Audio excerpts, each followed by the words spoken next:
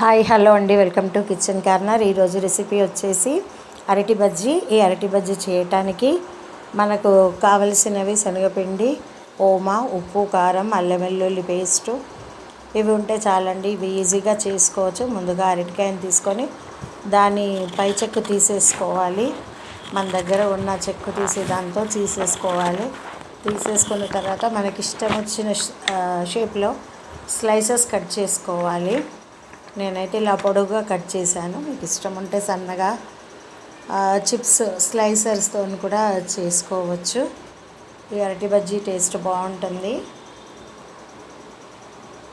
ఇప్పుడు ఒక ప్లేట్ తీసుకున్నాను. ఆ ప్లేట్లోకి కొద్దిగా కారము, కొద్దిగా ఉప్పు, కొద్దిగా అల్లం వెల్లుల్లి పేస్టు వేసేసాను. వేసిన తర్వాత దాన్ని కలిపాను.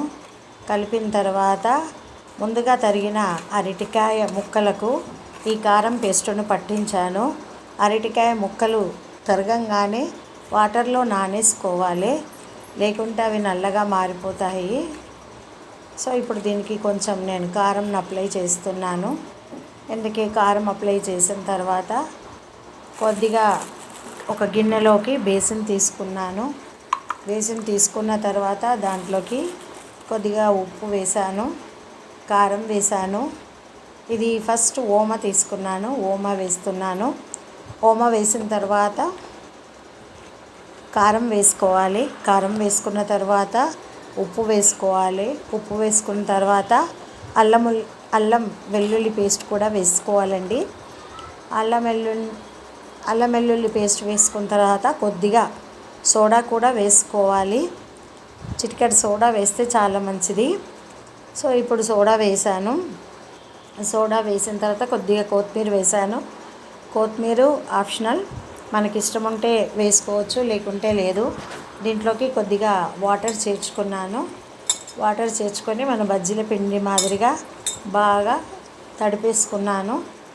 తడిపేసిన తర్వాత మనం ముందుగా తయారు చేసి పెట్టుకున్న అరటి ముక్కలను ఈ బజ్జీల పిండిలో ముంచేసి వేడిగా కాగుతున్న నూనెలో వేసేయాలి. బ్రౌన్ కలర్ వచ్చే వరకు వేయించుకోవాలి. ఈ రెసిపీ కనుక మీకు నచ్చినట్టయితే లైక్ చేయండి. నా ఛానల్ని సబ్స్క్రైబ్ చేసుకొని పక్కనే ఉన్న బెల్ బటన్ నొక్కారంటే మీకు నేను కొత్త వీడియో పెట్టగానే ఫర్దర్ నోటిఫికేషన్స్ రీచ్ అవుతాయి.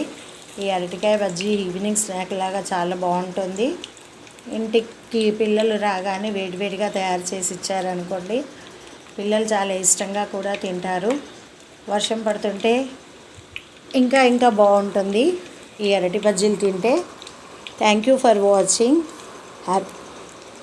Have a nice day.